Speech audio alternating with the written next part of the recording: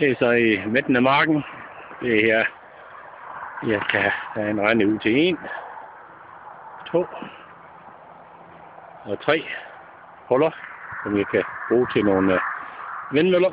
Så her i midten, der skal jeg så sætte en solfanger i. Jeg har en rende gravet op her. I kan se, den går den her vej ned til. Desværre fik jeg den ikke lavet dybt nok. Jeg gjorde det her i forårs. Jeg regner ikke med, den styr, men det må jeg så se at få gjort.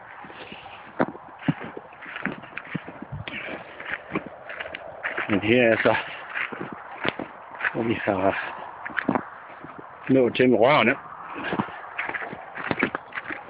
De sidder der. Og her så har det gravet op i det foråret, og vi kan få det sat i der, ned til midten af marken.